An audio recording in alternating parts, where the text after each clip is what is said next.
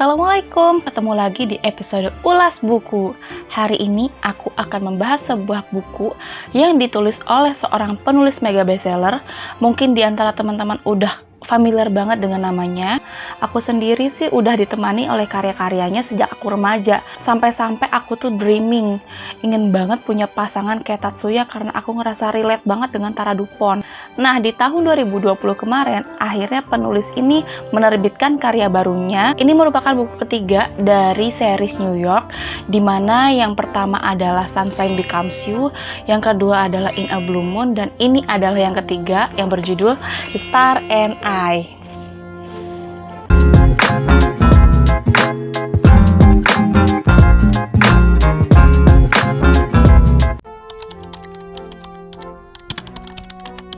Buat teman-teman yang merasa familiar dengan nama Ila Nathan, mungkin juga langsung kebayang dua tokoh utama, yang satu cewek yang satu cowok, menjalin romantisisme dengan setting-setting tertentu. Misalnya kayak di buku sebelumnya, kayak ada Summer in Seoul, Autumn in Paris, Winter in Tokyo, dan terakhir Spring in London.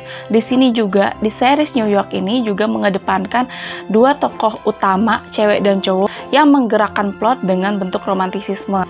Yang menarik dari The Star and I ini adalah di sini ada Olivia Mitchell dan Rex Rankin sebagai karakter utama. Dua tokoh utama ini menggerakkan cerita dengan Will ketika Olivia ini ingin banget mencari tahu siapa ibu kandungnya, siapa orang tua kandungnya, karena selama ini tinggal bersama orang tua yang mengadopsinya sejak dia bayi. Jadi Olivia ini dulunya adalah seorang bayi yang dititipkan di depan panti asuhan, dan hanya clue itu aja yang menjadi petunjuknya mencari siapa orang tua kandungnya. Jadi main plot di sini adalah Will, Olivia itu, dan Rex Rankin ini sebagai karakter kedua yang membantu Will-nya si tokoh utama. Ada banyak persamaan yang masih dipertahankan di buku ketiga series New York ini. Contohnya adalah yang pertama, gaya kepenulisan yang khas banget, khasnya Ila Nathan. Jadi buat kita nih para pembacanya yang ngikutin dengan tetralogi 4 musim, terus kita baca series New York, pasti keciri banget yang namanya tulisannya Ila Nathan. Yang menyenangkannya adalah diksinya itu semakin luas. Aku jadi semakin belajar tentang memperkaya diksi dari tulisannya Ila Nathan, dan itu yang menarik banget. Terus juga aku suka banget dengan konsep romantisisme yang dia kemukakan dalam buku ini. Seperti aku singgung tentang buku sebelumnya, buku yang ini juga mengedepankan romantisisme dua tokoh karakter utama yang sudah diplot, pokoknya mereka akan bersama sampai ending gitu. Nah, akhirnya seperti apa? Itu yang akan menjadi rahasia buat teman-teman yang tertarik buat membaca. Kesamaan selanjutnya misalnya kayak profesi para tokoh.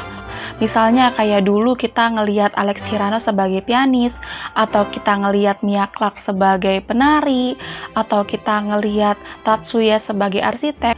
Di sini juga diceritakan dua tokoh utamanya berprofesi sebagai seniman. Yang satunya adalah komposer yaitu Rex Rankin, yang satunya adalah aktor Broadway yaitu Olivia Mitchell. Mereka ditempatkan sebagai karakter menengah ke atas seperti karakter-karakter sebelumnya, di mana mereka yang passionate dengan pekerjaan mereka, mereka yang kelihatannya mapan, dan itu yang khasnya Ila Nathan ketika menulis ceritanya. Pertama adalah aku suka banget dengan konsep friends to lovers. Misalnya kalau di tetralogi 4 musim nih, aku narik lagi dengan tetralogi 4 musim. Kita lebih disajikan tentang dua karakter utama yang tadinya tidak mengenal, lalu bertemu di satu tempat, lalu mereka saling mengenal, akhirnya bersama pada ujungnya. Sebaliknya di series New York ini, kita justru bertemu dengan karakter-karakter yang sudah berkaitan sebelumnya. Misalnya kayak Mia dan Alex juga dijembatani oleh adiknya si Alex. Lalu di In a Blue Moon, itu karakter yang tadinya membenci, lalu lambat laun saling mencintai. Kalau di sini aku suka banget dengan plot friends to lovers, yang mana Olivia dan Rex ini merupakan sahabat dari mereka masih kecil, lalu mereka lost contact selama 9 tahun karena sebuah masalah, lalu dipertemukan lagi dengan will-nya Olivia. Jadi Rex ini membantu agar Olivia mencapai tujuannya. Itu yang aku suka banget karena membangun chemistry-nya, bagaimana Ilan Nathan itu bisa menguraikan perasaan kedua tokoh ini dengan baik, lalu ada karakter-karakter sampingan yang bisa diceritakan dengan baik. Itu yang menurut aku ini adalah kelebihan dari buku The Star and I ini. Terus juga perbedaan yang lain adalah ada yang namanya penyelidikan.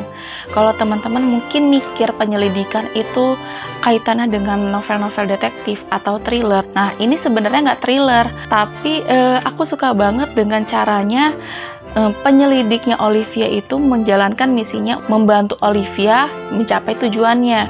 Dari gimana alur awalnya, lalu sampai ketemu siapa yang dicari, itu aku suka banget sampai aku menebak-nebak jangan-jangan ini, jangan-jangan itu, atau plot twistnya jangan-jangan ini. Itu sih yang aku suka banget. Soal plot twist juga, ini yang menarik karena plot twistnya ini sempat bikin aku menduga A, B, C, D. Ternyata yang aku duga itu salah semua. Dan itu yang bikin, oh oke, ternyata aku terlalu menduga-duga plotnya Ilan Nathan seperti pola-pola sebelumnya. Ternyata yang disajikan itu serealistis itu. Itu sih yang aku suka karena plot twist di sini tuh berbeda dari buku-buku sebelumnya. Oh ya, ada yang menarik. Kupikir dengan Will mencari orang tua kandung itu akan membuat plotnya kayak Autumn in Paris, di mana Tatsuya dan Tara Dupont ternyata memiliki koneksi sebelumnya. Tapi ternyata dugaanku lagi-lagi salah, dan aku dikasih tahu kalau Ilan Nathan ini sebenarnya ingin membuat plot baru, jadi kamu jangan nebak-nebak, menikmati aja ceritanya. Dan itu yang aku dapat ketika menikmati ceritanya sampai ceritanya tamat. Scene favorit aku, aku tuh karena udah terlalu suka banget dengan plot-plot Friends to Lovers kayak drakornya Fight for My Way atau Reply 88 gitu.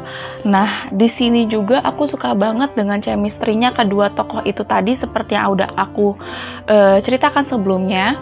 Lalu juga aku suka banget ketika Rex membantu Olivia di tempat kursusnya untuk mengajari anak-anak.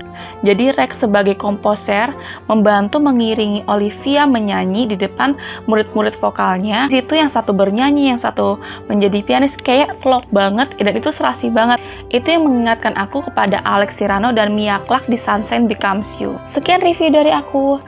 Buat teman-teman yang penasaran dengan buku ini, silakan kunjungi toko buku terdekat atau bisa lewat marketplace kalau kalian mau cari yang lebih simple dan langsung sampai ke rumah. Dan gak bosan-bosannya aku untuk mengingatkan beli yang original, supaya apa? Supaya kita sendiri gak rugi ketika membacanya.